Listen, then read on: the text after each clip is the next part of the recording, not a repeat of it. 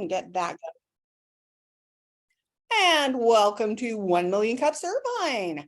As a general rule, 1 Million Cups Irvine, here's a pitch from a local startup.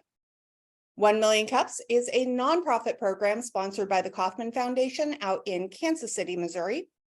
But at the grassroots level, which is what you're seeing in front of you here today, it is 100% volunteer operated. 1 Million Cups is all about providing community to support startups.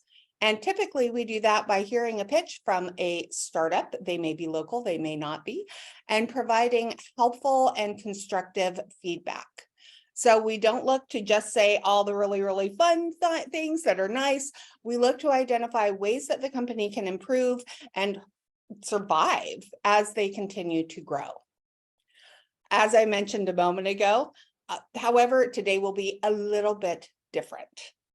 Today we will be hearing from one of our original 1 Million Cups members, correct, Cynthia? Yeah, I was there pretty early. Yes, one of our original 1 Million Cups members, Cynthia Kirkeby, is going to do something very special for us today. If you have a business that you are starting, it is important to know what tools you can use that will be either low cost or free, and how to use them the best. Minimizing your costs is a phenomenal way to improve your productivity, and thanks to artificial intelligence tools, some of those are becoming available to us and the local entrepreneurship community. My name is Tristan Tucker. I am one of the volunteer organizers for 1 Million Cups Irvine. We also have Azita on the call. She's one of our organizers, as well as Kristen Deldoso and Shirley Tsang, who I do not see Kristen here yet, but I expect to see her shortly. And I see Shirley there. Good morning. So today, Cynthia will be doing a little bit of a how-to and demo for using those tools. Cynthia, because I forgot to do so a moment ago, could we do a test? We've already done your audio check. Awesome. Yep. Could we go ahead and do your screen share check? There we go. Lovely.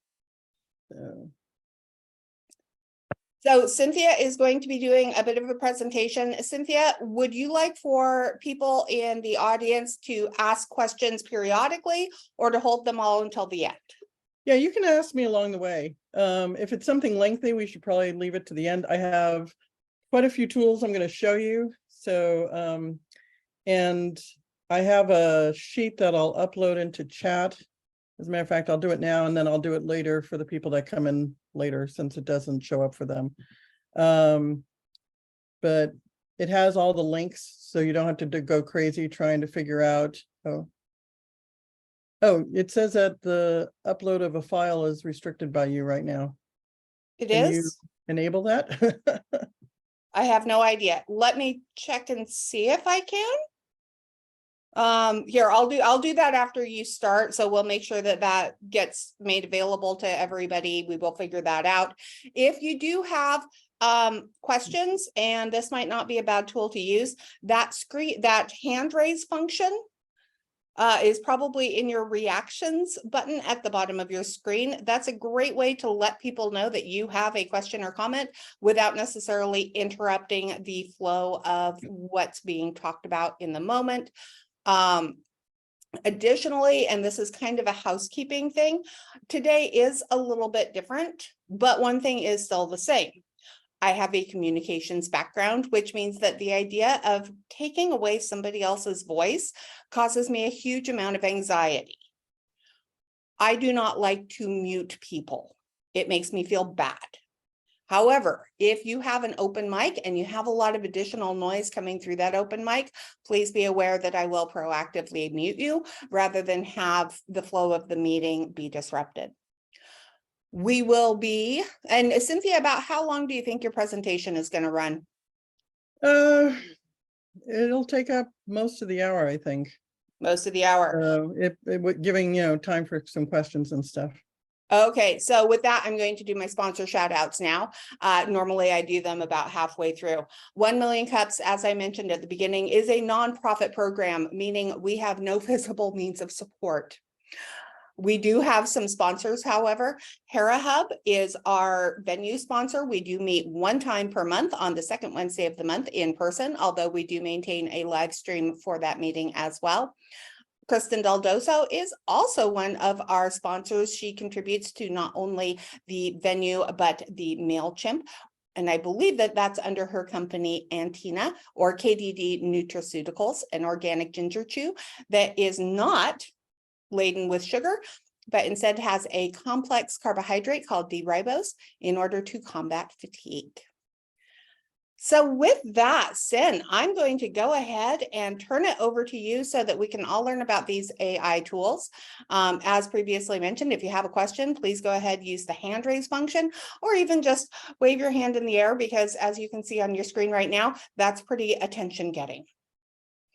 Okay, so I put the links into chat. You can click on the, for those of you that are new, you can click on the 3 little dots in your chat and download that as a text file if you want to, but at least you have the links in case we can't get the file upload to work.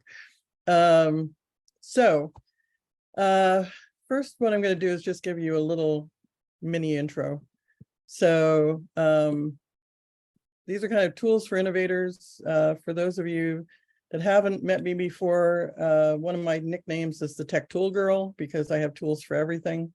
So this is a little bit about me. So I have a degree in graphic design, illustration, and English and professional writing. I have a bunch of different patents that I've gotten granted. I'm on the advisory board at UCI Bill in their master's program for innovation and entrepreneurship. I'm also an innovation advisor at UCI, Cal State Fullerton, and I didn't put it on there, but Cal State Dominguez Hills. And in the new venture competition, I've been actually everything. They don't do mentors now, but now they do judges and coaches. So I've been a participant, a mentor, a coach, and a judge. And then I just recently had a chapter published in a book called The Rutledge Handbook of Risk Management and the Law, and I have a typo, which would have surprised me, but I would have ever been on something like that, but that's how it goes. So generative AI is what I'm going to be talking about. And it takes a lot of different forms. So this is kind of the list of different types of things that you are going to encounter if you start playing with things. So prompt to text is like ChatGPT. You're putting in a question or you're having a conversation with the program and it's returning text. There's also now the ability to upload like PDFs or CSV files for analysis. And so that would be prompt plus a PDF to text. So you're giving it a question plus a document, and then it's returning some information for you. When you get into art type things, you have text to image. So you're literally describing something and it's creating an image from it. You can also do it with a pattern that's called style transfer. So you put a pattern up, an image up, and you get a new kind of image that merges the two of them. Then we have text plus image to image, which is, again, putting in a prompt, putting up an image like a sketch, and it creates a new image. There's also a sketch to image, which is, I'll be showing you a really cool program that does that. So you can put in a really rough sketch and it turns it into an amazing image. Then we have text to video, and the video stuff is really getting good now. When it first came out, it was pretty terrible, but it's really made enormous leaps. And so you can do it with text to image, text to video, all kinds of things like that. A simplified version, but one that's very handy for those of us that do any kind of social media type things, is blog to video. So you actually put in your URL to an article that you've written, and it creates a video from that.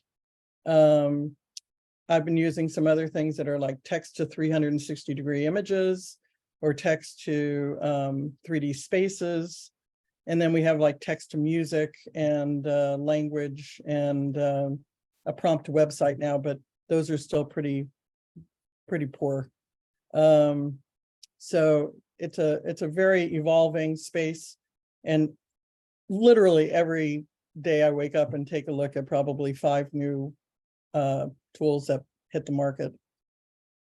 So these are some of the tools that are out there that I have used on a pretty regular basis. They do all different kinds of things. I'll be going over most of these. I'm intentionally not going over Midjourney, which is an image program. And the reason is that there are a number of, although it does amazing stuff. So if you're okay within their restrictions, it's great to use, but there is no longer a free version. You have to pay. It only works in Discord. So if you're not comfortable in Discord, you're not going to like working in it. Their prompts are very specific formatting, so you have to kind of get up to speed a little bit on how they do their prompting. And all of their images by default are in the community, so you can see how people are prompting it. You see everything. So you can't create something and keep it kind of as your own. It's part of the community immediately. And you have to be on a pretty expensive program with them to be able to generate anything privately. I think it runs about $650 a year to generate any kind of private images.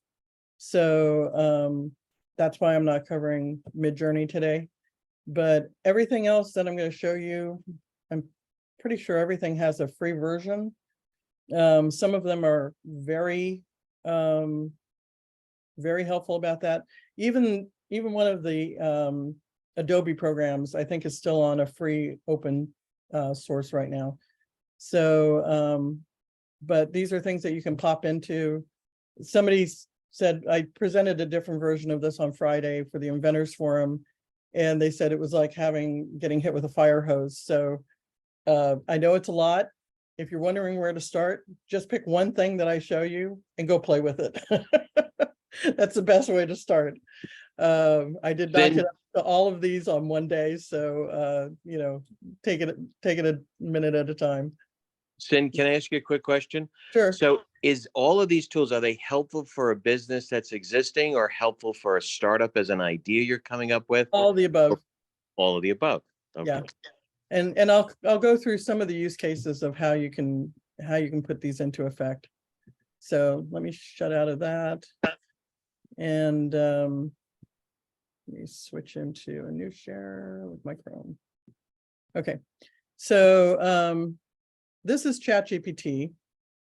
You can see that I run quite a bit of stuff in ChatGPT. I'm constantly copying it off into a document and then deleting it out. If you pay for the version, there's now a version that you can turn on a privacy preference, so it doesn't go into their training module anymore. But a lot of people just leave it open anyway. It's not like everybody sees your stuff. It's just that the researchers can take a look, and if you mention that something was a bad response, they may go in and take a look and see why it was a bad response.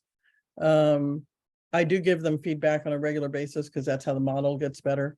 And so that's over here. So you can give it a thumbs up, thumbs down, then you can write additional information.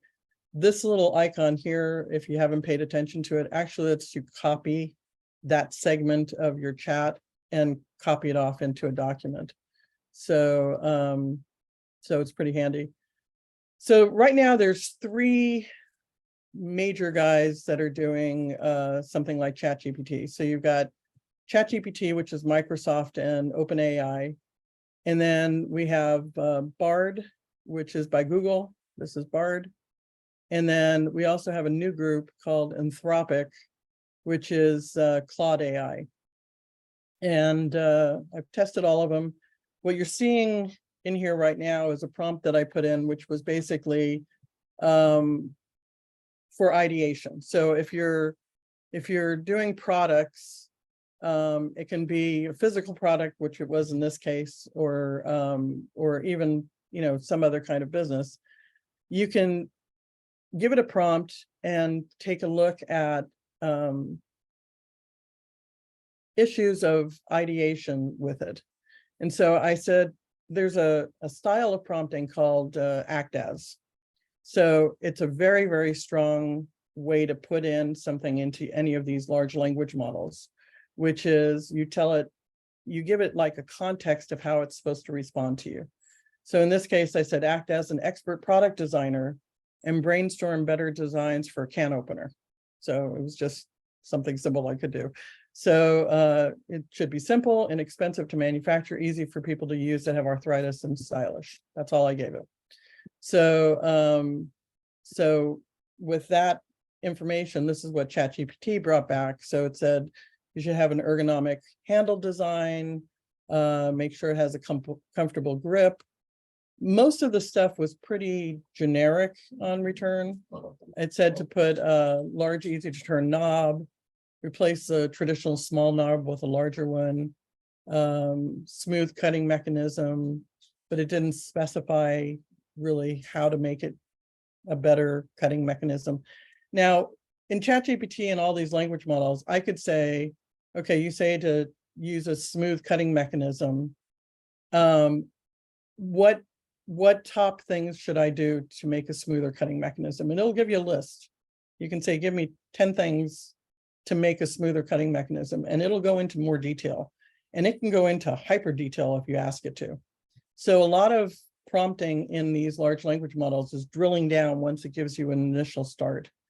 So it also said have a magnetic lid holder, one-touch release, make it compact and light, but it didn't get into too many specifics on that. Sleek and modern aesthetic, but it didn't define what that really is. And then cost-effective manufacturing, but again, didn't specify how it would be cost-effective. So in order to get further, I'd have to ask it each of those things and have it drill down further. In Bard came back, it was a little bit easier to read because of their styling. A lot of the same types of things, had about the same level of detail, and then gave some additional considerations, but again, it was very generic in basis. You know, when I said it should be affordable, it just came back and said, yeah, it should be affordable. So it's kind of like, okay, not especially helpful on that one. Anthropic came back different. Now, Anthropic is what they're calling constitutional AI. So they've put on guardrails, kind of like if you're a science fiction fan, Asimov's rules of robotics. It gives the guardrails on how it should respond. It should always respond in a positive response, and it's been trained not to do bad things to a large extent. So this one went into more detail, which I found very interesting. So instead of just saying do an ergonomic grip, it said, you know, there's soft rubberized material that can shape and conform to the hand more. So that got a little bit more specific. Also said that it should have the larger turning knob. But then it said it could have ridges or grooves for better grip, which the other guys didn't do. It built a magnet, and then it specified that. Now this one came up with a side cutting design, which I thought was an interesting innovation. Electric operation, which neither of the other two had brought up, sleek aesthetics, and it actually went further and said curved edges and contours make it more visually appealing, and vibrant colors and patterns add style. And then a combination tool. So by adding other tools to it, like a bottle opener or a knife sharpener, it becomes more useful and saves space. So this gave a much better first response on the same prompting. So, but the other thing that it did, which I found interesting, the other ones always have like a little disclaimer at the end, but then they just end and you have to say, okay, I want to see more. In this one, it said, let me know if you want me to expand or provide more detail on any of this. And so it actually prompts the human to ask it more questions. And so that was kind of interesting. So it's kind of training back to the person that's trying to figure things out, to let you know that if you ask it more details, it can go into more depth. So, okay, yeah, Tristan? Sorry, this is something that got me a little bit with ChatGPT. Since the free version isn't online in real time. It Mhm. stops, what, 3 years ago, 4 years ago? What about Bard and Claude? Are they actively online, or are they only accessing online information up to a point? I'm not sure about Claude, because Claude just released recently. But with ChatGPT, okay, so there's a couple things related to that. ChatGPT has a version that's in Edge browser that it's now built into Bing on search, but you can also apply for their beta, which actually gives you ChatGPT in a specialized thing in the browser. And when you run it in there, it brings back links to the internet on your responses. So if you're asking it about statistics, because you're trying to figure out your market size, it'll give you links to the information that it was pulling from. So so that's one way to get around paying for ChatGPT. With Bard, again, I'm not sure if it's open yet. I know that one of the versions is, but I'm not sure if it's the free version that's open to people right now. But Bard has not been trained near as well, as far as I can tell. On all the stuff I've run through Bard so far, it's fallen behind both of these. So, but Claude, the responses I've gotten back since I've been playing with it, I've only had it for a few days, have really been better crafted responses. I don't have to do as careful initial prompting to get a good response. But that style of act as something is really helpful. And for those of you that are writing for the internet or writing for anything really that's going out to the public, the other qualifiers that I always put in is I tell it to write in a 4th or 5th grade level, because that's what we write at for humans out when we push things out to the internet. It's sad that it's that low, but that's what it's been since the 70s. And then I always ask it to write an active voice, because the large language models are trained on things that humans have written, and humans tend to slip into passive voice. So when you're writing for the public, you always want to stay an active voice. So that's just a couple of tips when you're prompting for information, especially when you're having it write something. But these are kind of the 3 big behemoths as far as large language models. One of the interesting things about Claude is that you can see right here, you can upload a file, and it accepts PDFs, text files, CSV files, and other stuff as well. So you can upload files and do analysis on your files. So it'll do summaries, all sorts of things like that. But you can actually do analysis. So you can upload a CSV file with information. I was watching an example the other day where he put in what he ate over the course of a week and marked when he was feeling good and when he didn't feel good. And he set it up on purpose so that it had a particular correlation, and then asked the program to correlate when he was feeling good and when he wasn't, and which foods were involved. And Claude was the only one that picked up right away that it was fried foods that were supposedly not making him feel good. So so that was, pretty interesting to see that it came back really quick. So he showed the amount of time that each of the things took to respond. ChatGPT got there eventually, but it took a little bit longer. But Claude figured out right away and put a nice summary and said, looking at your patterns of eating, this appears to be the culprit. And, if you need additional analysis, I can take it from here. So, so you can upload files and analyze them. In ChatGPT, you have to be on the paid version to upload files. This one, you can actually upload 5 at a time. And the other thing that Claude is different on is that the large language models work on a thing called tokens. So you get a certain amount of tokens for your question and your answer. So when those tokens are gone, it times out. You can tell it to continue and it'll continue on the same thought. But it does work within those parameters. ChatGPT and Bard are both on short layers of tokens.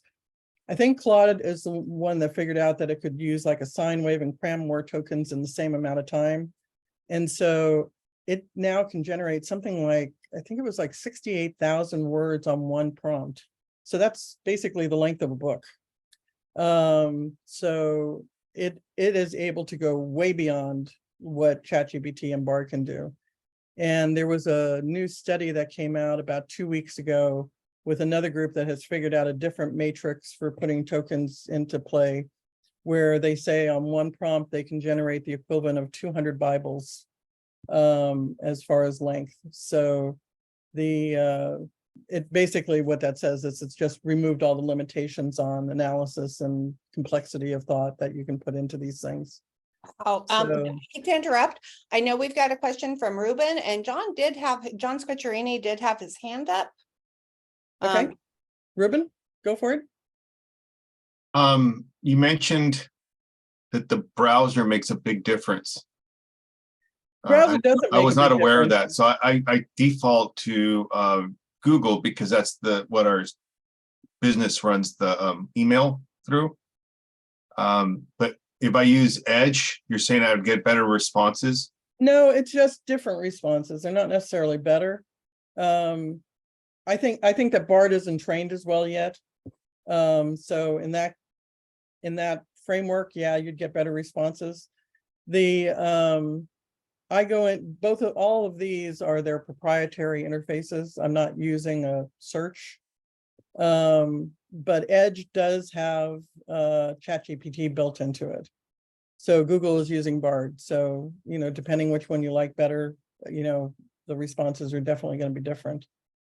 Okay. So, but on their searches, they are incorporating at least links. Now, some of the links are dead. When I check them, I'll click through on some of the links and they either don't exist, which means it was what they call hallucination, or it's gone out of, it's disappeared since the last update on the large language model. But they're starting to open these up to the internet. So I think ChatGPT 4.2 is open to the internet. So it's gone beyond its model. The original model cut off at September 2021. So that was its restriction. But now it's going beyond that. Thank you. Did John have a question too? Yeah, it was just quickly, I didn't know if she was changing screens. I'm still on the first one. And I don't understand how to upload something to the program. You said you could upload files? Yeah, you can upload a file in Claude. The other two don't have it yet. Okay, And you can upload it down here. On ChatGPT, you have to be on their paid version to upload. okay, And I don't think it's in Google yet. So Bard, no, it's not on Bard yet. okay. Got it. So, but there is this other little handy site, which is Chat with Any PDF, which I have used. So you can drop a PDF in here and have it do a summary, have it go into major points, ask it questions about the document that you're dealing with, and it will chat with you about the PDF that you dropped in. So it's really handy for studies because studies tend to be on the long side and complicated. So one of the ways you can ask it to simplify is summarize it at a 9th grade reading level or a 12th grade reading level instead of at a, or take it down even further if it's really complicated. But if you give it a grade level, it'll simplify the language. So, and it'll be very helpful in how it describes things. So this is a very handy little goodie. My art reader timed out. Okay, so This is ARP Reader. Let's see, before I go to ARP Reader, I put 2 GitHub ones onto that sheet as well on the links that I gave you. Now, these are from GitHub. This gives you an example of some act as that you can do. So it says, you know, act as an English translator or act as a physician interviewer. ChatGPT now understands, I think it's on goal for 100 languages. So you can translate it in anything that you're doing into other languages. So if you want to put up another language version of something that you're doing, you can put in your text and ask it to translate it. And it does a pretty decent job. There's a thing called an around the world test, where you put something in English, you translate it into French, then you translate it into Japanese, then you translate it into Spanish, and then you come back to English. And if it looks similar to what you started with, then it did a decent job translating. ChatGPT is pretty good on the around the world. So, but ChatGPT also codes. It also debugs code if you're programming. If you don't understand any programming at all, you can tell it to program something in JavaScript so you can drop it into the internet on your website and it will drop in and be up and functioning. It's pretty amazing. You can act as an Excel sheet and it'll create codes and formulas for you. There's also now a plugin for Excel that puts ChatGPT straight into Excel. But this gives you a whole bunch of different types of things. Act as a plagiarism checker, act as a storyteller. So it gives you a good example of what types of things you can have it act as.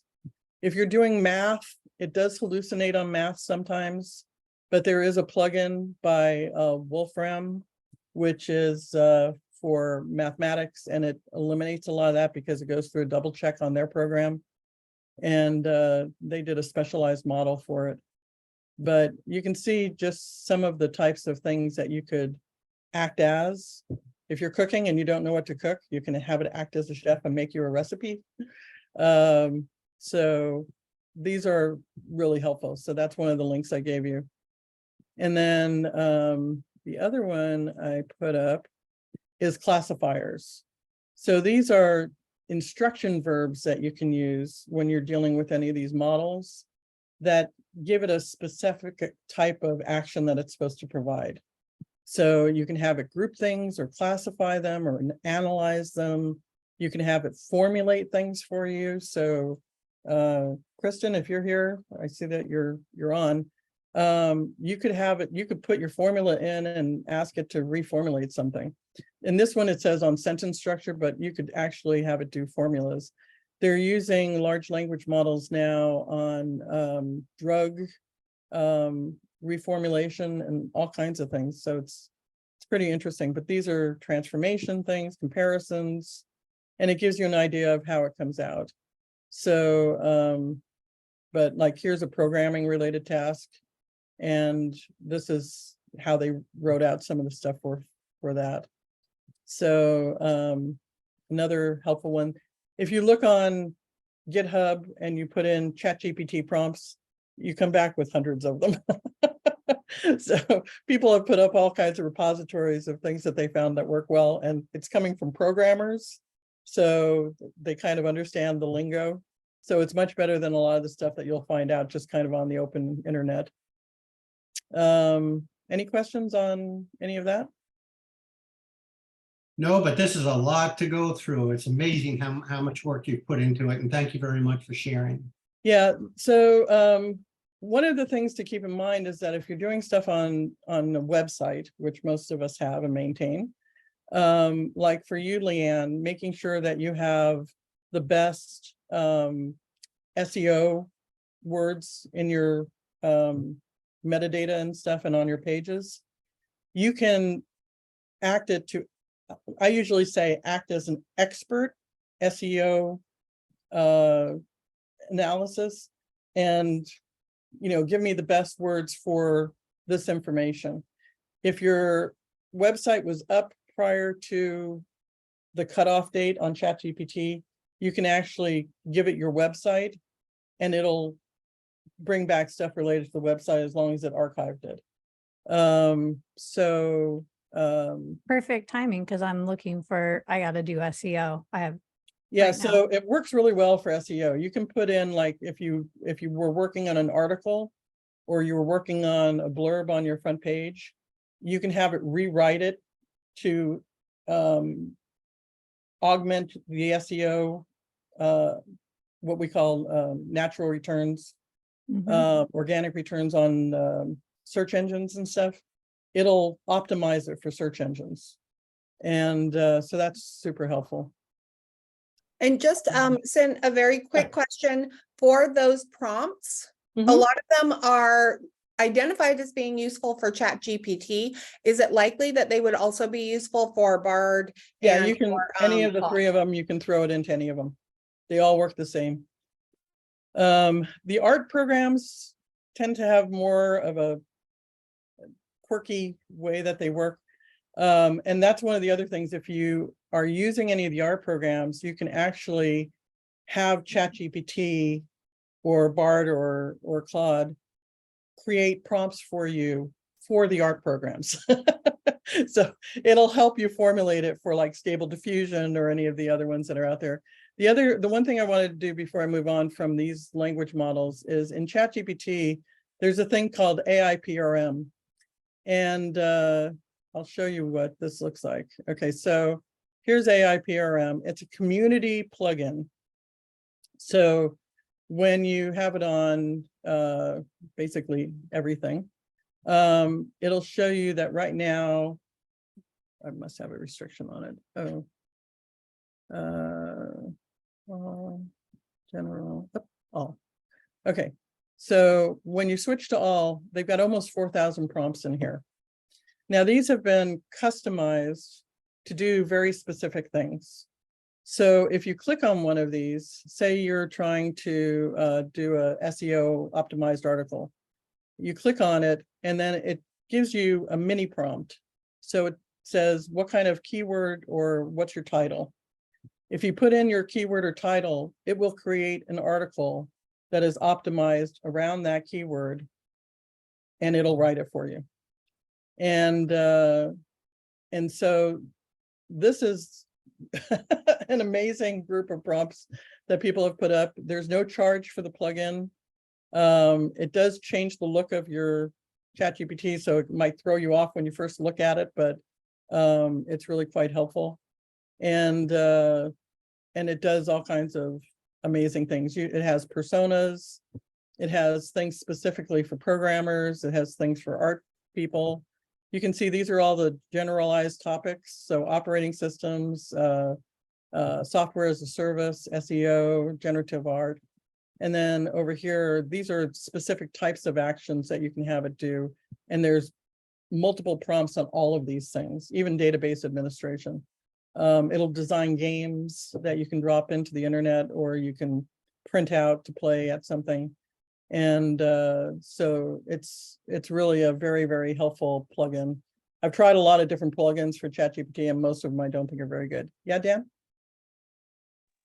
Have you tried any of the open source ones like Hugging Face or Llama? I have taken a look at Lambda, but I haven't, that one you have to install. So Right. I haven't run it on my machine. But it's very, from what I've been reading, it's very similar to Anthropic. So, but on the other one, I haven't played with it yet. Okay, just wondering. Yeah, but yeah, there's a lot of things out there. And if you can, if you have a little programming skills, then you can install it locally on your own computer. And I did a quick little thing while you were talking about between Google and Edge, same question, and it came back with two different answers, and Yeah. they were not significant. They were very different. So one came back with like 13 points, the other one came back with 17 points, and the Edge one was much more detailed.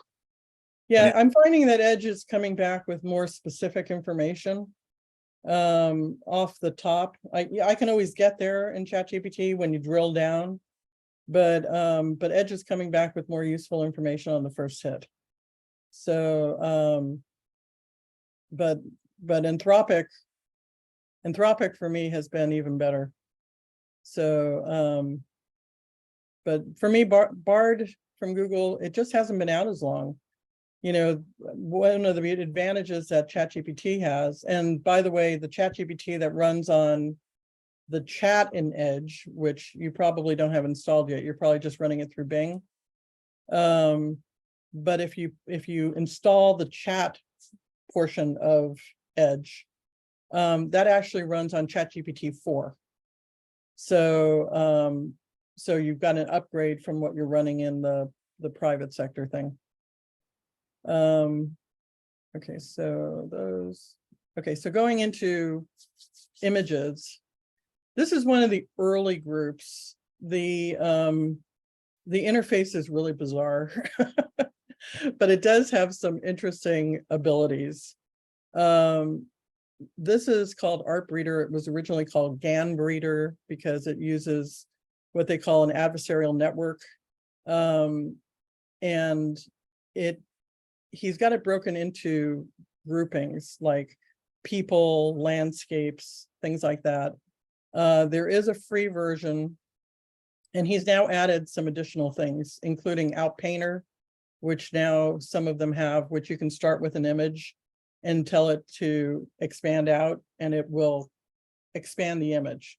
So you can see here, they started with just a face, and it gave it a body and a background, and you can tell it to outpaint again, and it'll go out further. Some of the filmmaker type people are using it to go out and go out and go out and go out, and then they reverse the process in a video. And so it creates a zoom effect into a person. So there's a lot of ways that you can use some of these things. But he changed his interface again. It's a little bit more clunky than it was, which is saying something because it's one of the clunkier things, but it does do things that some of the other people are not able to do. So one of the things that has, let me see if I can, yeah. So here are some just general people. You can pick one and switch it out.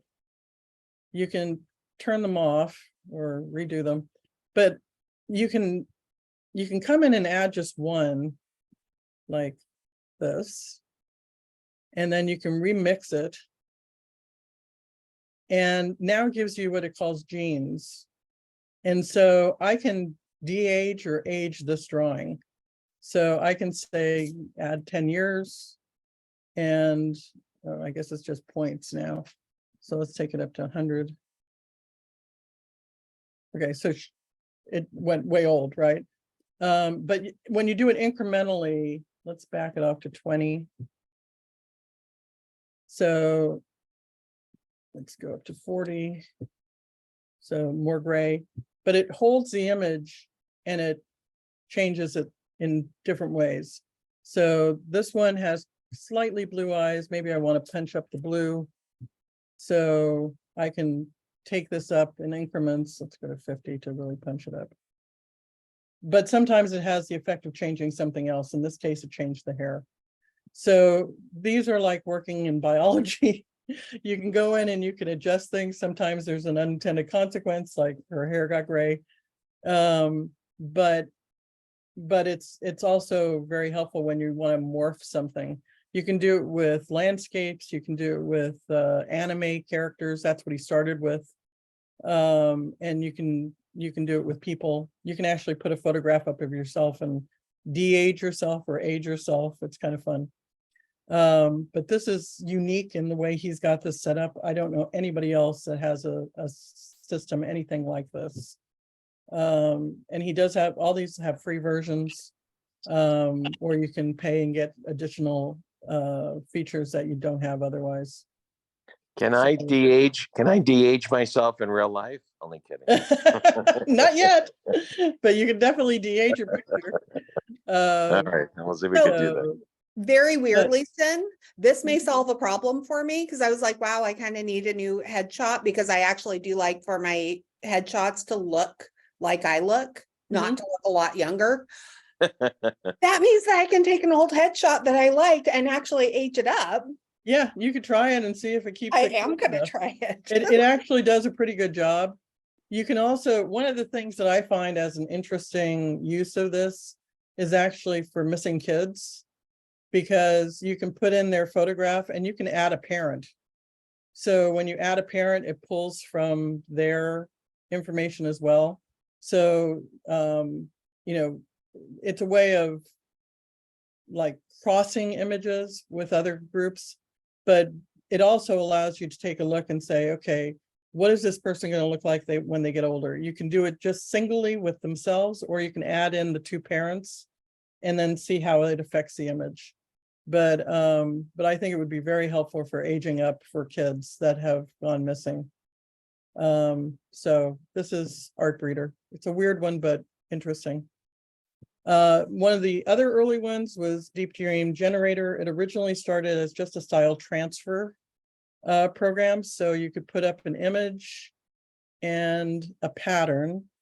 So I'll show you. So these were created with a picture of agate, and then I applied a pattern to the agate. And so you can see the same image changes pretty dramatically depending on which pattern I'm applying to it. But to give you another kind of example, I have like animals in here. So these were done, okay, so I just took a simple picture of a duck that I had. And this is a wood duck, and I applied a pattern to it. And that's my little snap from out of my lake, turning it into an illustration. So I created the pattern, applied it to the image, and that's what came out. So some of them work, some of them get weird. Like these were kind of blurry, not so great. You know, it kind of is hit and miss sometimes, but sometimes the results are really spectacular. Like I like this one quite a bit. But that one, these ones I didn't like so much. But then when you get further in with some of the other stuff I tried, you can see I run a lot of these. Again, I'm back into the same loop. Wait a second. So like with the owls, this came out very abstract looking. That was a picture from the zoo that I changed. And the same thing, this one came out pretty cool with the tiger. So this was just a picture I snapped over at the zoo and turned him into a pretty cool image. So, so that's style transfer, but they've gone beyond that now. So when you come in and take a look at Generative, you'll see that most people are generating from text to image now. And if they put it into your stuff, generates hidden in this program, unless you decide to share it. And so if they share it, most of the time, they're also sharing their prompt. So if it says try it, it means that you can actually use their prompt and try it, and you can change something.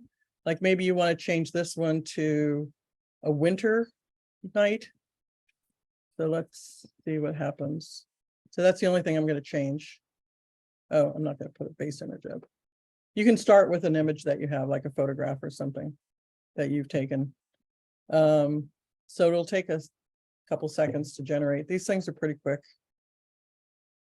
And what it's now doing is using the thing that they had crafted, but changing that one parameter, which went from autumn to winter, and we'll see how it comes out. So that's how the prompt changed. It can be dramatically different, which it is in this case, but it has the look and feel of that first image, but now it's created a winter wonderland look. So so that's one of the ways that you can get started with some of the image generation stuff, is you can play with things that other people have done, but you can also evolve them. So when you evolve something, it now uses that as the base, and you can tell it how much of that you want to keep. So if I said 90%, it's going to keep it mostly the same way. If I say 10%, it's only going to keep a little bit of the look and it's going to generate something completely different. So, but you can kind of play around with these. And then there's a thing called a negative prompt, which says these are things I don't want it to have. One of the big ones is no deformations and no clones, which means that something duplicates over, or in people, some of these programs tend to do really bad hands. They come out all twisted and tweaky. So sometimes you have to prompt in, you know, like well-formed hands, and in the negative prompt say, you know, badly formed or malformed hands. You'll see that a lot in the prompts. So this is Deep Dream. Then Night Cafe is another one. With Deep Dream, it gives you a certain number of units each day. I think it's like 30 if you're not paying for it. Night Cafe gives you 5 units per day, and I tend to save them up. So if I pop onto their site each day, like right now, I have a little alert. It says claim 5 credits. So my credits just went up. So I just generated a whole bunch of stuff earlier this week. So I'm at like 30 something points. But you can see the quality of the images have really improved since the beginning. And now the types of images that you can get out of this are pretty amazing. In this program, you can also go in, they have challenges every day. And so if you enter the challenge and you win a whole bunch of points to generate with. But you can also vote each day. So yesterday's thing was dreams catchers. So today you can vote on the dream catchers. And if I were to go in and vote for 20 of these, which is just on these little happy face things. So this is the prompt that they were going with. They were trying to do something that was a dream catcher. That is a dream catcher. To me, it's kind of mediocre. So this is a much nicer dream catcher. So it has different things. Sometimes people put up an image that has nothing to do with the competition of the day. But you can go through, vote for 20, and you get an extra 2 points to generate with. The images can cost anywhere from like 0.75 points to a lot more if you're generating higher levels. And you can also generate like a batch all at once. So you can generate like 9 versions of something all in one shot. But Night Cafe has a number of different versions. I was working on one of my characters, so I was trying to get different body positions and stuff. And then I'm working on an ABC book, so I was generating different looks for the capital letter that I was using over on the corner of the image. And I kind of got a look and feel that I liked, so I was playing with that to see what I could come out with. But if I'm doing these by hand, they take a lot longer. So I can prompt them in verbally and put a start image up and get there a lot quicker. So what's the current state on the use of these images in terms of copyright? it varies from program to program. All the ones that I have in here, you have use of commercially as well as personally. But you have to take a look. The exception is Adobe right now. Bizarrely, Adobe on their beta says that you're not supposed to use it for commercial purposes, which it's in fine print. I don't think anybody is reading it, and I don't think anybody is following it. and it's in the fine print on my Adobe beta for like Photoshop and stuff. And it's like, are you kidding me? You're a commercial art program. How can you not use it for commercial art? I don't get it. I think that they've lost their mind personally, but And Cynthia, I'm going to do a very, very quick interruption for those of you who have a 9 o'clock meeting. The time is now 8:56. You have 4 more minutes to get amazing value for this. If you do not have a 9 o'clock meeting, I do encourage you to stick around for our normal 1 Million Cups meetings. They end fairly regularly at 9, but we do keep the room open until about 10 anyway for community building and getting to know each other. So if you can stick around, I encourage you to do so. If you can't stick around, thank you for being here, and we'll see you next week. And with that, Cyn, I actually do have to step away, but just for a moment. So I'm turning it back over to you. okay. So I'm gonna skip forward a little bit because of that. Leonardo, I've been using a lot. This is something that I did just to show you like an application that you can use. I uploaded a basic Nike tennis shoe and prompted it that I was doing concepts for new Nike shoes. And I wanted them to use magenta and cyan and have like an urban splash look. And so this is what it came back with. This one, I told it had stripes. That one didn't come out very good. These are some avatars I'm generating for our website. These are for like little kids. So the nice thing about Leonardo is that it has these pre-trained models that you can use. So they've put up a number of them here. So you can go in and use one of their pre-trained models. But one of the really cool things is if you pay for it, I just actually subscribe to it. It's pretty cheap. You can actually train your own data sets. So I can upload images that I've worked on and create my own set of images to get a specific look and feel that I want. And then I can run that model. I can base it solely on my images, or I can build it both with my images and one of their pre-trained models to create a new model. And it's private to me. Nobody else can see it. And so I can run images to get a specific look and feel, or a particular character, which is what I was building this week. So Leonardo is pretty cool. Firefly, this is part of Adobe's stuff for Firefly. It does all kinds of different things. This happens to be like a version that was for interior design. It's done as a photo, but I can switch it literally with a click and it'll generate it as an art look. So it's regenerating those four. So now it's more of an art design, or I could change it to a graphic look. And there's all kinds of other one-click, styles that I can add. Most of these have styles that you can apply. So that gave me a different style on the illustration.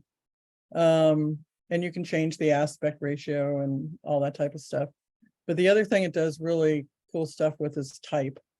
And so you can pick letters or type out something, apply a particular style, like you can say it's liquid gold, and it'll look like it's dripping metallic gold.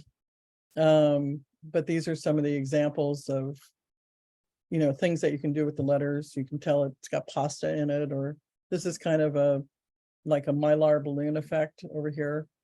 This one is like a tropical jungle. So you're just limited by your imagination, honestly. But because this is building off of Adobe's font files, it actually builds out the letters really quite well, whereas most of the image tools don't do type well. So that's Adobe's stuff. It's also built into all of my Adobe Cloud stuff now. It's in Illustrator, it's in Photoshop, all of that. I'll go into it a little bit more after our time. This is a new thing from Google. And it's their test kitchen, but you can type in like acoustic,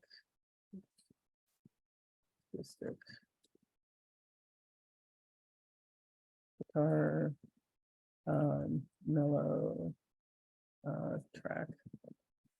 So just something very basic. You can get into very specific things. Timed me out. You have to apply for the beta, but I think they're letting everybody in pretty quick if you apply. So that's my prompt. What it does is it generates 2 tracks that are 30 seconds each. They want you to vote on the one that you like the best. So grab this up so you can hear it.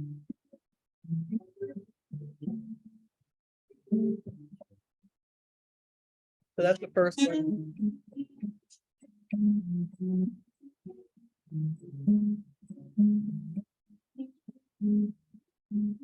So I might say, okay, I like this one better, but I can go in and download either of the ones that I want to.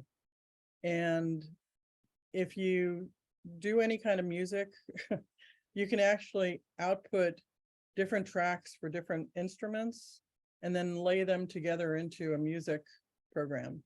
And you can also use this as loops in the background of videos that you're putting up on social media, so that it's not just an image. You can put some chill music in the background if you're pushing it onto Instagram or Twitter or any of those types of things. So it's a very it's a very nice free tool for music. And it generates pretty decent stuff. It's getting better. I've noticed since I first came on it. I think I was on within like the first week that it was out, but it's definitely getting better on the way it's doing stuff. But you can actually give it timing, specific instruments. You can tell it which scale to generate in, and it'll do it. So that's kind of fun. 11 Labs has the best voice generation, I think. Well, there's a couple other ones, but this is one of the better ones. It has quite a few that are free, that are decent. And if you pay a very small amount, I think it's like $6 or $8 a month, then it opens up a whole bunch of community stuff as well. But let's see, for this one, let's just say, I'm George, nice to meet you. And then just going to process that. And I'm George. Nice to meet you. that's pretty quick. I'm not sure if it'll slow down a little bit if I give it a little bit of space. See if it'll slow that down. Hi, I'm George. Nice to meet you. Okay, so giving it a couple of dots gave it some space. It also speaks in multiple languages. So you can just on like The heart has eyes, which the brain knows nothing of. yeah, The heart has eyes, which the brain knows nothing of. so that's interesting. So That's aggressive. yeah, some of them are less so. I'm not sure why it's sounding so strong. Der größte Raum der Welt ist der Raum für Verbesserung. The timing on this today is sounding very quick. It doesn't usually sound quite that fast, but you can always slow it down. But it does have a lot of community type things, and it has a big voice library. So a lot of people train voices and then put them out to the community. So you can use some of those, and you can train a voice and share it if you want to. So 11 Labs is helpful for some of the voice stuff. Can it be done with live text to speech? I'm not sure if Conversational? that one has text to speech or not. I think it does if you pay for it.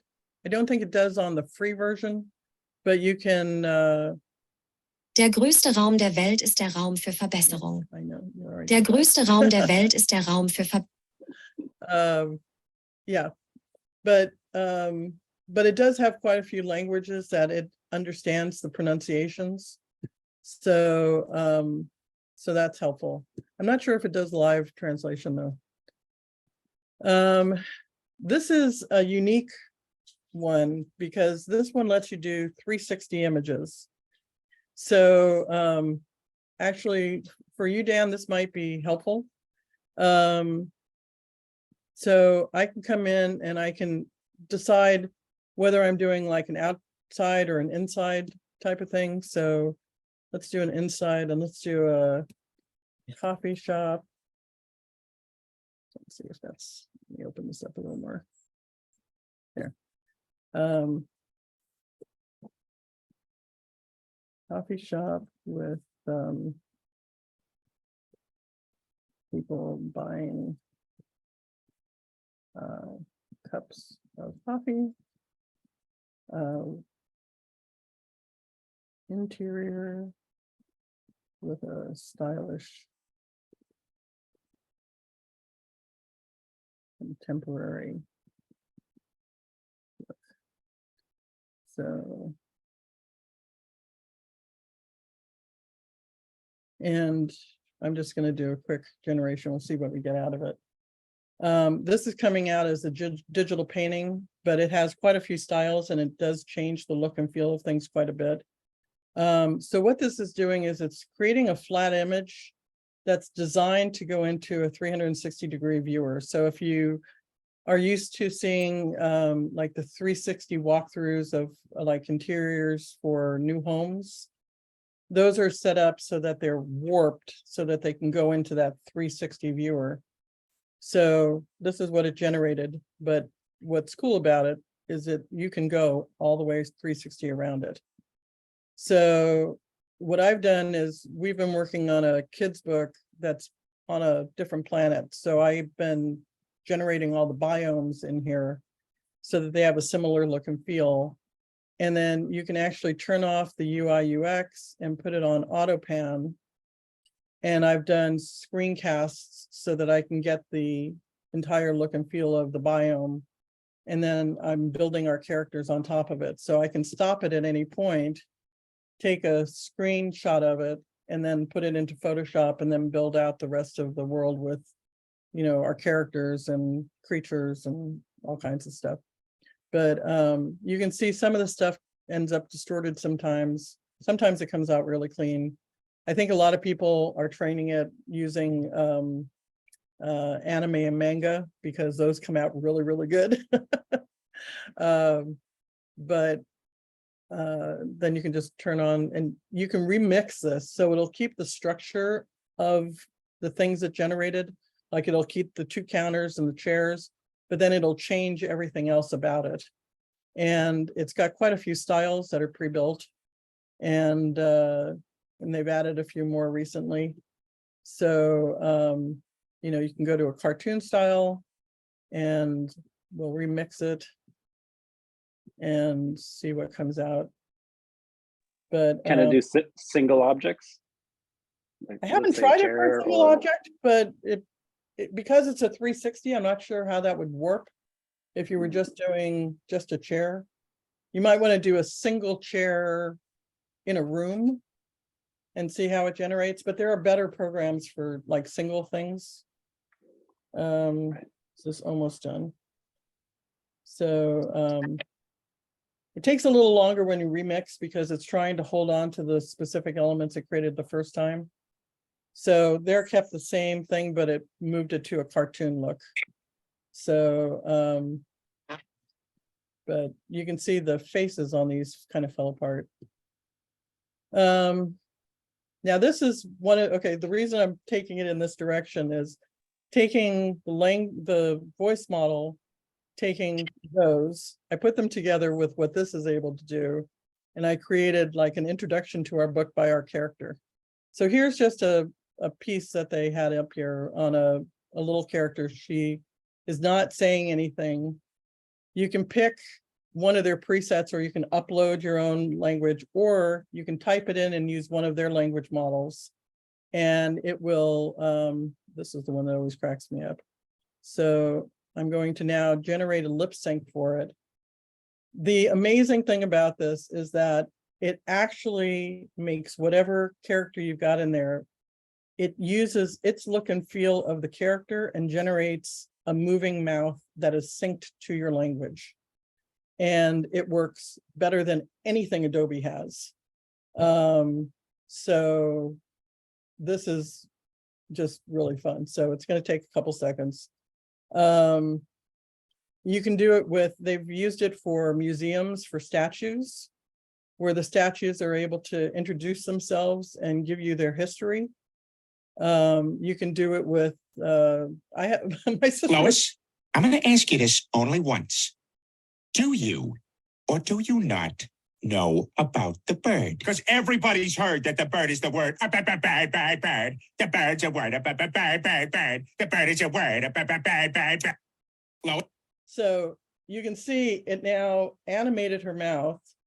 And the really impressive thing for me is that it goes across clips. So the whole orientation of the character changed during those clips, and it's still lip synced correctly across those. So, so I put up a static. I took one of the pans, I put my character in front of it in Photoshop, just with her sitting there. And then I put up an introduction to our book, and she introduced our book. And with the world going behind her, and she's talking about the world as it's passing behind her. So it came out quite good. So, but it was just a very quick test. It is limited on size right now because they are on an early beta on it, but they have a lot of upcoming features that they're planning. But you can see they're going to And allow how long does it usually take for you to get an image to or video to upload? Because mine kept this? timing out and I gave up. on this one here. Yeah, it would take like, it looked like it was taking like 10 hours and I finally Oh crashed my it. God, no, nothing like that. You have to make sure that you're within the length of time that it says that you can do, Yeah, because it can't it be, needed like 15 seconds or whatever. So I did that, but it just didn't like me. but it also has to be a certain size. So it can't be Ooh. 15 seconds of high resolution video. It'll time out and it won't take it. So Okay. it's limited to 10 megabytes, which is a fairly small video. Yeah. But yeah, I haven't had any trouble so far with it timing out. But they're Okay, gonna allow Harley and I for- will keep trying today, and then I'll I'll let you know. Yeah, if I and need to tomorrow. sometimes it's just a matter of maybe a lot of people hitting it. But so far mine haven't timed out as long as I've kept it within their parameters.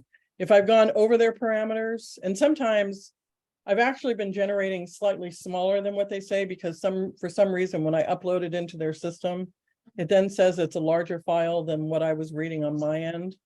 So, so I generate the file slightly smaller than what they asked for as a limit, and then it goes up pretty quick. So, Okay, thanks. I'll give it a go. okay. This is Lumen 5. Lumen 5 does videos from articles, or from scripts. In this case, I wrote a short article on All Souls Day. I created these images through like 5 different AI programs. It went through a number of steps, and then I finished them off in Photoshop. But basically you put the URL in, it pulls what it thinks are all the salient points from it, and it creates a video based on public domain video that it has, stock video. And then you can go in and substitute in. So I pulled some of the stock video out and put my images in.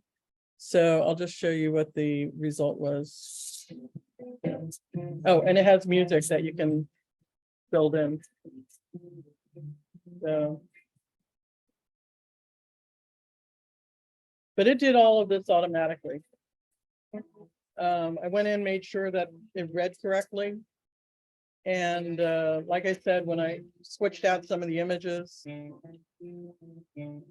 but you'll see that there's like candles and stuff. Those were all stock images that were in the system, like this one.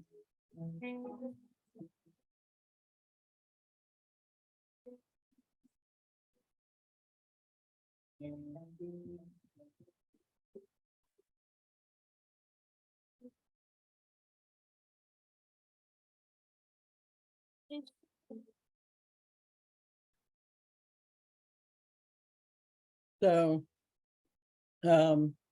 Lumen 5 is great if you're doing stuff on a blog, but you want to do something on YouTube. You literally put the URL in, let it generate the video. If you don't like a couple of the images, you can switch it out to other stock stuff that they have, or put up your own stuff, and then it exports, and you can export it straight into YouTube. So again, helpful for promotion. When you get into video, Runway is without a doubt the top of the mark. So Runway 2 just went live for people not in beta. This is just a prompt to a video. So it generated this little short video just based on somebody's saying that they wanted aerial drone footage.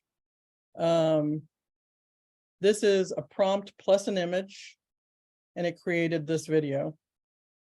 So it said, you know, that they wanted neon signs and stuff. So that's why you have the pink and blue and stuff. This was just turning an image into a video. So it gave it moving clouds and walking people. This is where it starts getting really fun. He took a video of himself, did this as the primary image, and it turned his video into this. And then this is another amazing thing that it can do. So they set up what they wanted their city to look like with just books, and then prompted it, and that's what it turned it into. And then this is like just adding dots to the dog. I don't think it did a very good job with that. This is for 3D people. So if you've got a 3D image, that you've generated and, one of the free ones out there. You can do that. And this is one of my favorites. So he took a video of himself. He put up reference images on his character, and it turned his video literally with 3 clicks into that. So Runway does all kinds of amazing things. It has in painting, out painting. In painting is like if I didn't like the eyes, if the eyes came out wrong, I could paint over the eyes and it would regenerate the eyes and correct them. It also has the outpainting version. So if I wanted to see more of this character, I could tell it to outpaint and it would outpaint the character. And then you can add the videos together and create a whole thing. There's a thing online called, it's by a group called, anyway, the thing is called Anime Rock, Paper, Scissors. You can see I've pulled it up a few times lately. These guys created images in Stable Diffusion, which is like Leonardo and those guys. And then they put it together using some tools. They also did a whole thing on Runway where they created a character, filmed some stuff, and generated an entire animated movie in 1 week, which is unheard of. It would normally take, a whole team a long time. But this is their thing. It's up on YouTube. If you type in anime rock, paper, scissors, it's really impressive. But the group that does this is just one of my favorite groups. And then I want to show you this one because this is really interesting. When it first came out, it wasn't very good, but I've been following them for quite a while, and now it's gotten to the point that it's really quite excellent. So this is a rendering tool, and they do have a free version. I did this for the Inventors Forum last week just to show them what you could do. So I put in a really, really crappy version of a sketch, which I'll show you in a second. That's all I did. And then I prompted it that it was a Coca-Cola bottle. I said it was clear glass Coca-Cola bottle with a red cap. And that's what it came back with. Now, it didn't get the red cap right, but then it did on the second go around. So that was just 2 generations. Then I gave it a better sketch there, and it came back with a much better rendering. But these are 1-click renderings. So, and then that was the second rendering. The Coca-Cola, it's funny, the Coca-Cola fell apart more there where I gave it a decent tracing of the Coca-Cola label, compared to when I didn't give it any label at all and I told it was a Coca-Cola bottle. The Coca-Cola logo came out much better. But like another example was this one. So I put up a sketch of a car and turn that off. Turn that on. So that's the sketch I put up. And then I had it generate a particular look that I was going for. So this one was the closest. It was supposed to be a red car with black and yellow highlights. It was a little bit off. Then it got further off, it became yellow, and then it became really yellow for some reason. So I took the one that was partially correct, which was back here. I took this one, I threw it into Photoshop, and I made some adjustments to it. And let's see. There. And that's how my rendering came out. So it only took me about 5 minutes in Photoshop or 10 minutes in Photoshop to do the final tweaks on it. And I went from sketch to finished rendering in, 15 minutes. So if you're doing any kind of product ideation or you just want to play around with ideas for different kinds of products, you can do it primarily from prompt, or you can put in these really rough sketches, and it's really surprising what comes out of it. There's a simpler version. Let's see, this is Clip Drop. So this is another one that's a sketch to image. And this is something that you could use on social media. I put in, again, this was done in their program with a trackpad. So I just roughed out the look of a clock, and I put in a thing that said a cuckoo clock with a little bird on a perch. And then it generated these 3 images for me. So it's funny because none of them are on, well, this one is on a perch on the roof, but it's, I kind of roughed it out here, but it probably didn't identify it. So it just put the birds in. I did this on Friday and it put birds in the background and one on the roof. So, but you can run it a number of times. And again, it has different styles. So if I wanted it to look more like a film, I would change it to there and regenerate it. And it's going to give me photographic looks.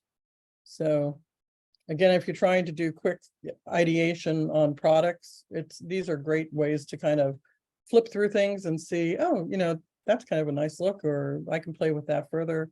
This one actually got the bird in where he's supposed to be in here. So, but it put all the details in, put the little pulley down things and the weights. Years ago, I actually designed cuckoo clocks for a Bavarian cuckoo clock maker. And I did a very, very elaborately carved one that had owls all over it. I found it years later at Solvang in their cuckoo clock place. And when I walked in, I went, oh, that's my clock. And the woman said, what do you mean? That's, you know, a Bavarian clock. And I said, yes, and I designed it. And she said, why would you have, you know, why would they have an American design their clock? And I looked at the price and they were selling it for like $5,400. And I said, because I'm that good. But I still have the original drawings from it. But having this type of thing for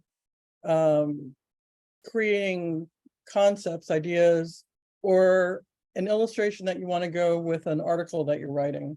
I do that all the time. I'll write an article, I'll put in a prompt in one of these programs and generate an image, generate a few of them, take a look at it, and then I can pull it from there. If you're writing a book, you can have it do line art, and you can do little illustrations to go with your book. If you're printing it, you know, like black and white, if you're doing a kid's book, it can do children's illustrations for you.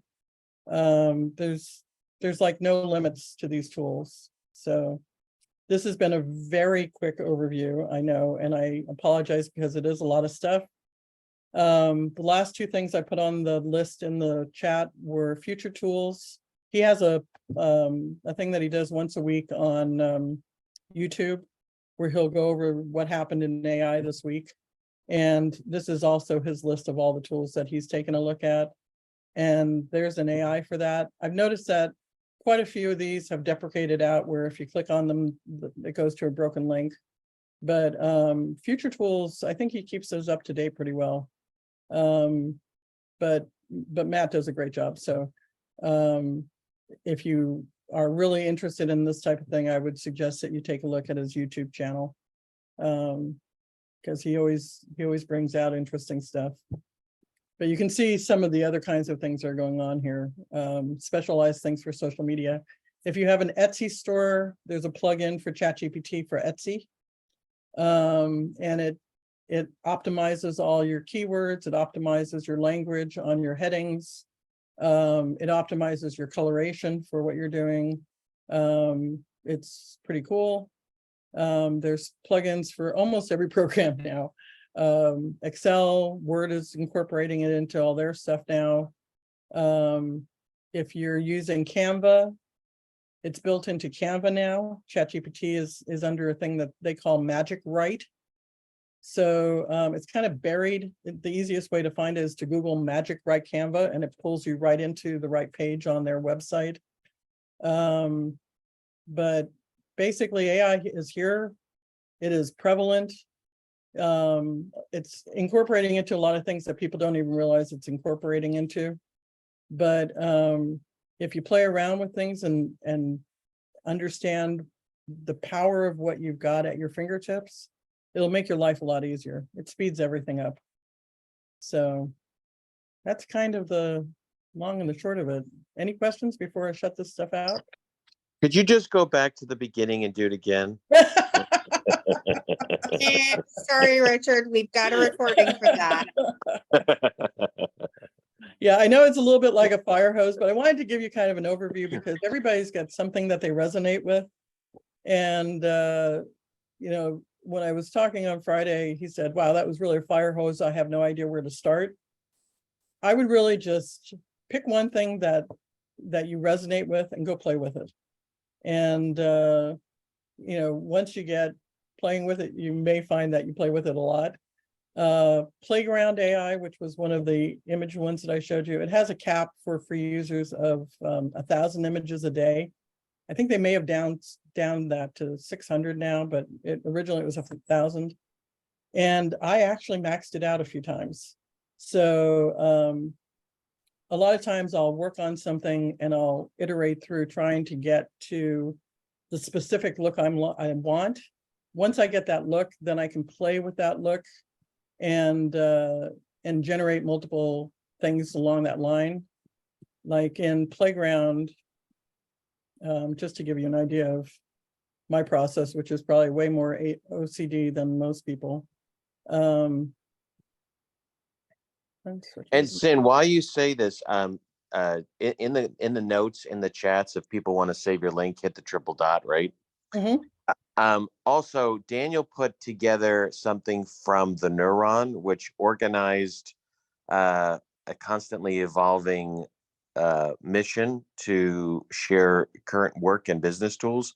And it's organized under chatbots, content generators, content repurposing, spreadsheets, meeting recording, personal productivity, audio editing, image generating, slide decks, customer support, chat with PDF, synthetic voices.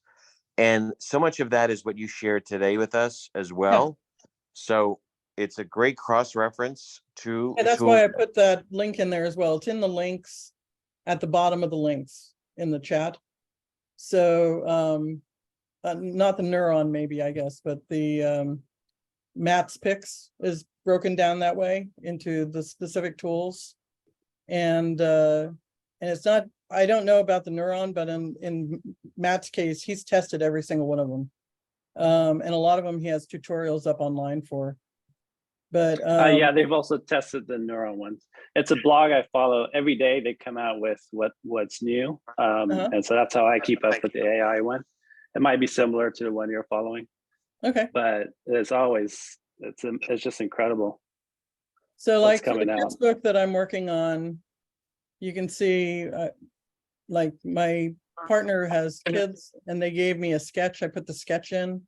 And then I've been iterating on that to create one of our characters, to take a look at a little robot that's basically a pet of one of our characters. But on some of the other stuff, this is on a lazy load, so I've got it. Like this is some of the plant life I've been doing for our Wizahari Desert. And you can see I go through a lot of images, taking a look to see what kind of thing I want to create and do variations. And so I've been creating an entire world around those. I've done jewelry with the AI. This was for a idea that I had for like a space gardener. But you can see how many iterations I go through. I did a whole series on dogs. It took me quite a while to hone in on the prompt. I probably ran maybe 400 images before I got one of the dogs to where I liked it. But once I got the prompt right, then I could switch out the breed and the coloration, and it would give me a similar look with a different breed.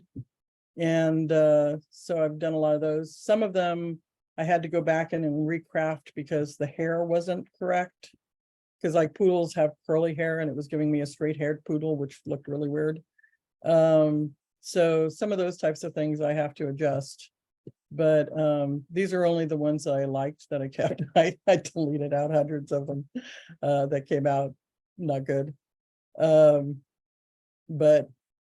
that's kind of what you can do with this sort of thing, is that you can iterate on it. It's like with the little robot guy, taking the initial sketch, and then, you know, I prompted in that I wanted the corners rounded out more. And I didn't want to have like a straight face. I wanted to have a happy face. So then, you know, I get into these little smiling face. They're much more animated looking, rounded out the bodies a little bit better, gave them, in some cases, you know, like robot hands. Some of them have like little metallic metal magnetic type hands. And then I wanted to bring the red back in, so I prompted the red back in. But you know, I'll take these and I'll pick the pieces that I like, and sometimes I throw them into Photoshop and rearrange some of the pieces, and sometimes I don't. Sometimes I just use them as they are. But it can take quite a few iterations. If you don't get the exact thing you're looking for right off the bat, keep working on it. Because it can take a little bit of work to get something, but I think some of these came out pretty cute now. So, you know, he's like almost like holding his bib, his shoulders. So, but some of them also come out weird. Like this one has this creepy little face inside the hole. So, but you never know. But again, you know, if you're just getting started on this kind of thing, I would also play off other people's prompts. If they've opened it up to the community and they've opened up their prompts so that you can see it, then, you know, make use of what they've got and see what you change it to. So like all of these things you can remix. These have all been put in by the community, and they're saying, I'm really cool. I'm really excited about what I did. And you can go play with my stuff. And so if you like this anime look, you can click here, and there's a couple ways you can do it. You can edit the existing one, or you can remix it. Editing and remixing is different. Editing keeps the image the same, but you go in and you modify specific parts of it. Remixing it uses the prompt, but you change part of the prompt, or you just run the prompt again, it'll give you a different image. And then you can also copy the prompt over and just remess with it yourself. But if you're remixing it, you can just go in like this. It automatically pulled everything into my prompt area. It put it on the correct, there's a lot of styles in here, so put it on the correct style. And I can say, maybe I want to do a boy instead of a girl. So, whoops. Help if I can type today. And it's going to redo it. Now there is an interesting thing in this program, is that it lets you see the seed. So this seed number changes things. So it's still a girl. There must be another prompt in there that says it's a girl. But you can actually change the seed number and it will change the image, but it'll keep it close to what it was. So like on the dogs, I literally changed it by just like 1 or 2 digits, and it would take the same one and modify the head shape. That one took quite a jump. So let me go back to the initial seed, and let's just take it to 10 from the 9 and see if that keeps it close to that first one. Yeah, so that kept it pretty close to the original one, which is here, but it changed pieces of it. So by changing that seed number, I didn't know this at the beginning, but if you change that seed number by just small increments, it'll keep the image, but change things around it. But you can see some of the distortion, like here, I've got an extra arm. So if I were going to use this image, I'd throw it into Photoshop and clean up stuff like that. You can also stick it onto what they call their canvas, and you can in-paint it. So you can paint that over and just say blue, and it'll paint it out. So, yeah. Anyway, I think I'll stop there before I get to the point where I've totally bored you guys. Okay, for everybody who was able to hang on until the end, and thank you. Thank you so much. That was amazing. I will try to work with the video and see if I can get it uploaded on a private YouTube link tonight. Okay. Not my expertise, might take me a while, might not happen. But I'll try to do that because there are some use cases for it. And of course, for anybody who's on the call, we can probably go ahead and share that private link out. If you're interested in it, I don't want to spam anybody, but yeah, and Richard and I were talking yesterday, and he suggested maybe doing a I may do like a tutorial that I'll put up somewhere that takes a specific use case and walks you through just a single use case, like something with ChatGPT, and just taking you through a use case of, you know, how you, there's a really good one up by one guy, and he uses ChatGPT and Canva, and he uses ChatGPT to like create a bunch of quotations, and then he builds a template in Canva, and they've got a thing where you can export your ChatGPT to CSV file.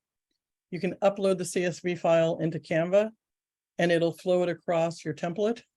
So you do 20 quotations, you make one template, you flow up your CSV file, and it creates 20 things that now you can push out over the course of a month on your Twitter or your Instagram. So I'll probably put together some simplified things like that, and I'll push them out so that people can see them. And what Cyn did at Dominguez Hills was helpful because she was asked to put together a one-day workshop where students were taking an idea and they needed to create a business at the end of it. So it showed them everything she has. But Cyn, it would be good to ask everybody here if there's fields that they're interested in, right? Because if it is an interest in mental health, or if it's an issue in creating a medical device, or if it's an online service or product, right? I guess would be the two big categories. It'd be great if anyone wanted to respond here in the chat and just say, hey, I'd love to learn how to take this into 3D modeling for interior architecture, right? We kind of know what we would reference for that. But yeah, there's actually specialized tools for that now. Yeah, it's amazing. But I mean, she like literally Cyn knows. Well, as you can tell from that list from future tools, there's a lot of stuff out there, and I do not know all of them. But you know, some of them, if you take a look at them, it's kind of like, not very good. There is a platform called Hugging Space, which puts a lot of the things that people are working on in early stage stuff up in what they call spaces. And so you can go in and run very complicated stuff in these spaces on Hugging Face on their GPUs. So it's not using your poor little laptop like mine. It's using these super powerful computers to do the rendering. It's like Viscom. Viscom does not use your computer to render, it uses their computers. So some of those types of things are pretty cool to take a look at. But yeah, I mean, if there's a particular interest, most of the people, like the Inventors Forum, I knew what their slant was because they're always doing physical products. So a lot of the stuff I showed them was specific for that. But on, you know, on 1 Million Cups, most of the people have talked to me about like social media type things.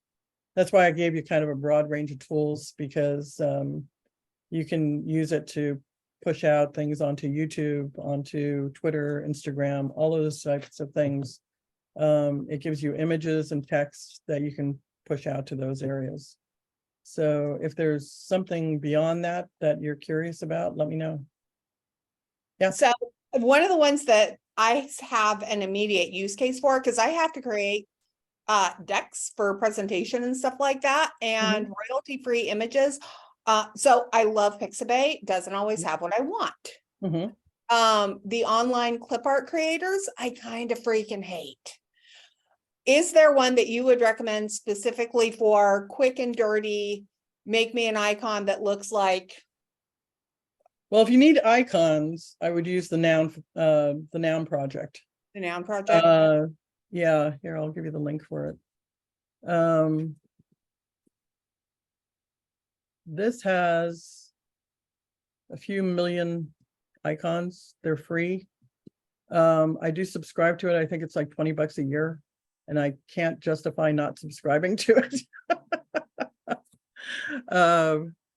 But the noun project has an icon for everything. So if you're looking for icons, this is the place.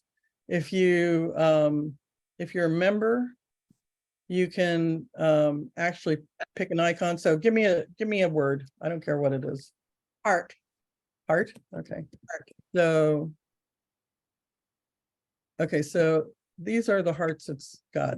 I mean, it's got, you name the kind of icon, it's got an icon, and there's more.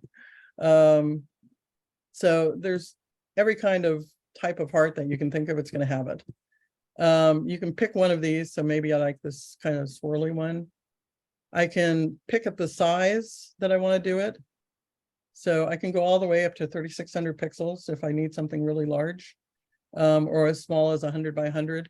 I can change the color here really quick. And I can output it either as a PNG or a CVG, which is for like Illustrator, keeps it as a vector. And I can, if I have a specific hex color that I'm working with for a company, I can put the hex color in. So, so for years I used it free, but I finally broke down. I said, this is just not right. So I pay the $20 a year. Because I use this probably a few times a week, but it's great for decks. So definitely this one. If you're looking for synonyms, don't use ChatGPT, use related words. Related words brings up, so let's use heart again. So what it does is it doesn't bring up strict synonyms. It brings up words that are related. So it might bring up a heart valve, it brings up blood, it brings up a pulmonary vein, a mitral valve. It brings up all the surrounding words. So maybe it's cardiovascular disease, and I'm going to go to related words again. Now it puts up hypertension and a stroke and, you know, all sorts of other things that are related to cardiovascular disease. So if you're looking for a word, this is the tool. Don't try to do it in ChatGPT. It'll give you lists, but usually they're not very good. And this is much better. So sometimes AI tools are great. Sometimes they're not as good as other tools that are out there. Then on your opening slide, you had an image of an AI. Yeah. What did you use to create that? That one I think was from Pixhere. So PXHIERE. It's like Okay. Pixabay. I have probably 20 art sites for photographs and illustrations that are in the public domain. One of the other ones I used was Playground, and I created some, you know, images for artificial intelligence, and I just generated some in there. We'll look those up. But again, you know, like using something like Pixare, I can pick by color, which is nice. So if maybe I want a sunset, but I want a sunset that has maybe a blue tone to it. And so, whoops, switch that back. So tell it I want it more blue. So here's the blue tone sunset. So, you know, I have a lot of these type of programs. There's also a lot of public domain photographs and images that are from our government. So the National Park Service has photographs for you if you need them, Tristan. So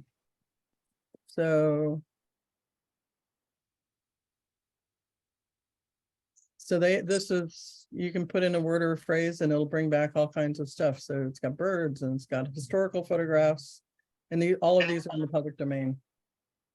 So there's a lot of public domain type images out there. I probably have 40 or 50 sites that I've cataloged that I use. So fishing game. But you think Canva is good for the artificial intelligence one? Canva has Stable Diffusion built in. Their version of it's not very good. Oh. It does have ChatGPT built into it now. So under Magic Write in Canva, you can just do it in Canva if you don't want to go to ChatGPT. But for photographs, there's a lot of other, you know, good options out there. But let's see. You know, like when we go to the AI Med conference, they always have such interesting images, like a chat bot working on a CSI clear marker board, you know? Yeah, I mean, you can definitely, you can also put that kind of thing into like Leonardo. So what were you trying to create? I was trying to have a chat bot, like, you know, the image of the two fingers touching the ceiling that Michelangelo did. Okay.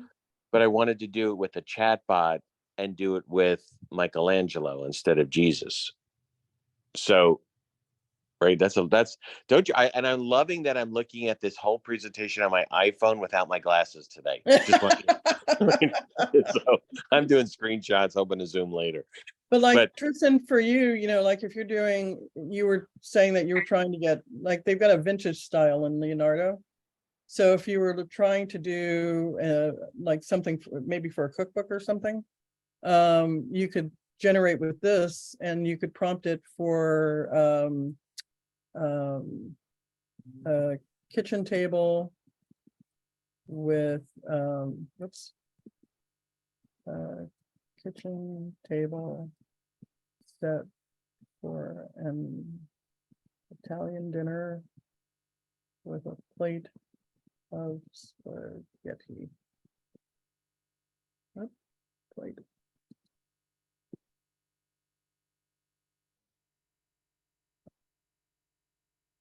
So, so see if you need specific kind of images, you can prompt them in, and you know you can come in and you can take a look at this, see if it came out close enough.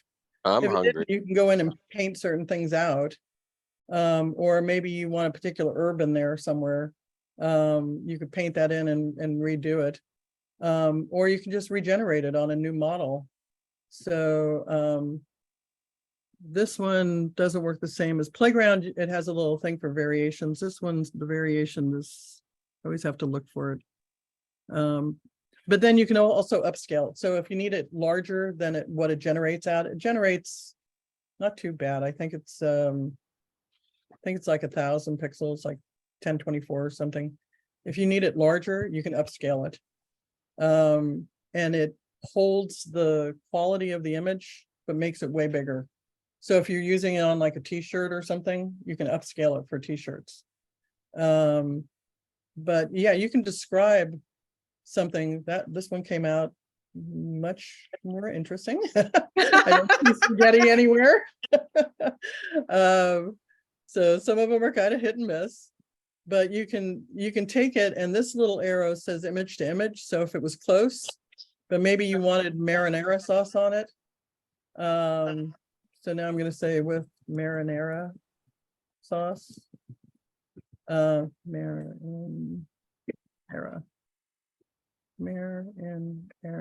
I got the R.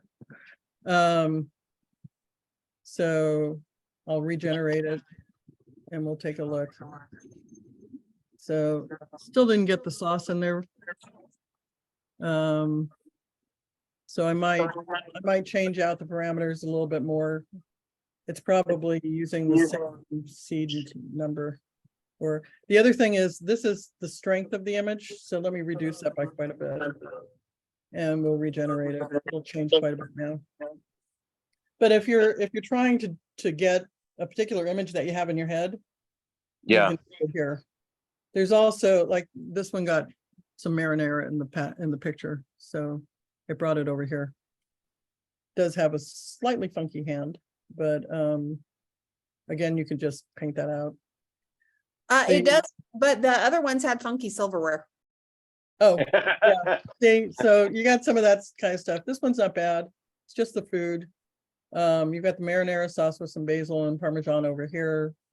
I'm not sure what that's supposed to be. I would probably just make that red so that it looks like sauce. But you can generate images pretty quick and iterate through them to tighten into what you're looking for. And so that works pretty well. That's why I like Playground quite a bit, is because when I can see that seed number, I can adjust the seed number a little bit and it'll tighten things in. And I can also put in a negative prompt on this that says, you know, no malformed silverware or malformed hands. So that's, you turn on this negative prompt and you don't say, don't put this in, you just say malformed hands and deformed silverware. And it should keep both of those things out now. So, but also if you decide you don't want it to be, yeah, so that gave a better fork. Still has a tweaked tongue. Eyelash fork. Yeah, it's a little bit of a sporkish look. But on something like this, you know, you toss it into a editing program and you just ping it and it's done, you know. But there is a website, I don't remember the name of it, but it's an AI stock photo site. I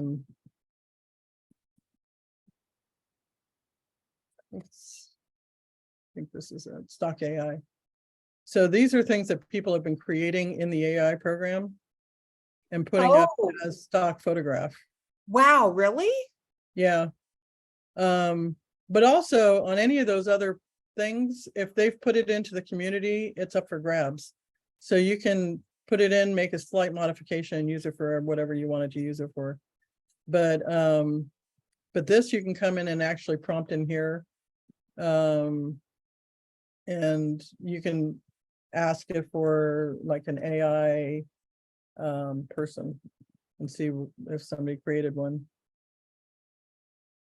So you got some that have a little bit of a, this is a cyberpunk Marilyn Monroe, so she looks kind of futuristic, like something out of a Spielberg movie. And you got more artsy kind of looks. So, but quite frankly, I think going in and doing your own is probably the quickest way to get to what you're looking for. Yeah. So, yeah. Anything else that you look for that you don't know where to find? There's people that put comments in the quotes in the chat, I should say. Okay. And said that they were interested in research on genomic testing for predictive healthcare diagnostics, interest in Reiki, interest in somebody else said something else. I couldn't see it quick. But those are, again, I think you probably have a question to them, which is, do they want an image? Do they want a language? What are they looking? And before we get to that, I do apologize. I actually have to get to work. Okay. But Sin, thank you. I know that I found this to be incredibly valuable. Yeah, thank you. And I hope everybody else did too. So you're Yes. already a host. I'm going to leave you in charge. Okay. And Rick, I see that you're the one that put in the genomic testing. Yeah, You right. can actually do a lot of that in